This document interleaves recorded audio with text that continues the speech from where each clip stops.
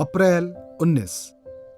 हमारी प्रतिदिन की रोटी मिनिस्ट्रीज की ओर से आप सभी को नमस्कार। आज के संदेश का शीर्षक है यीशु की ओर दौड़ना, अर्थर जैक्सन की ओर से। आज के पवित्र शास्त्र का भाग यूहन्ना अध्याय 20 1 से 10 वचन तक। सप्ताह के पहले दिन मरियम मगदलिनी भोर को अंधेरा रहते ही कब्र पर आई और पत्थर को कब्र से हटा हुआ देखा। तब वह दौड़ी और शमौन पतरस और उस दूसरे चेले के पास जिससे यीशु प्रेम रखता था आकर कहा, वे प्रभु को कब्र में से निकाल ले गए हैं और हम नहीं जानती कि उसे कहाँ रख दिया है। तब पतरस और वह दूसरा चेला निकलकर कब्र की ओर चले। वे दोनों साथ साथ दौड़ रहे थे, परंतु दूसरा चेला पतरस के आगे बढ़कर कब्र पर पहले पहुंचा और झुककर कपड़े पड़े देखे, तो भी वह भीतर ना गया। तब शिमोन पतरस उसके पीछे पीछे पहुंचा और कब्र के भीतर गया और कपड़े पड़े देखे, और वह अंगोछा जो उसके सिर पर बंधा हुआ था कपड़ों के साथ पड़ा हुआ नहीं, परंतु अलग एक जगह लपेट कर रखा हुआ देखा। तब दूसरा चेला भी जो कब्र पर पहले पहुंचा था भीतर गया और देखकर विश्वास किया। वे तो अब तक पवित्र शास्त्र की वह बात ना समझे थे कि उसे मरे हो में से जी उठना होगा। तब ये चेले अपने घर लौट गए। मुख्य वचन यूहन्ना अध्याय 20 वचन 4। वे दोनों साथ साथ दौड़ रहे थे, परंतु दूसरा चेला पतरस के आगे बढ़कर कब्र पर पहले पहुंचा। पेरिस की यात्रा के दौरान बेन और उसके दोस्तों ने खुद को शहर के प्रसिद्ध संग्रहालयों में से एक में पाया।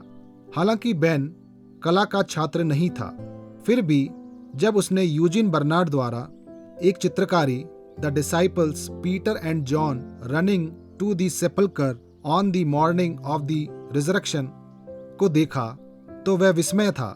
बिना कुछ कहे पतरस और यूहन्ना के चेहरे और उनके हाथों की स्थिति बहुत कुछ कहती है।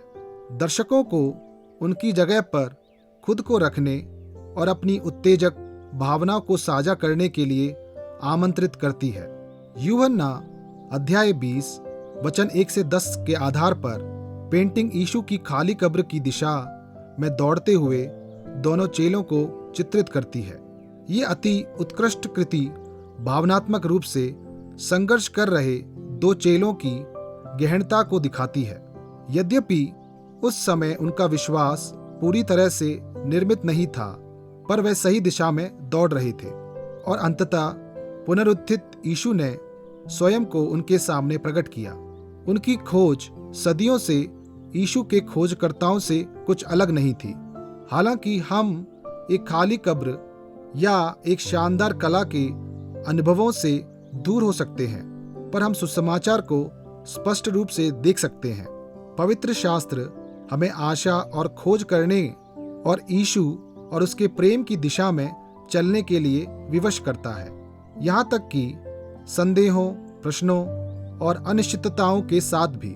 कल जब हम ईस्टर मनाते हैं, हम परमेश्वर की विश्वसनीयता को याद करते हैं। तुम मुझे ढूंढोगे और पाओगे भी, क्योंकि तुम अपने संपूर्ण मन से मेरे पास आओगे। जरा सोचें, यदि आप यीशु को नहीं जानते हैं तो आप उसकी ओर और उसके प्रेम की ओर दौड़ने के लिए क्या करेंगे?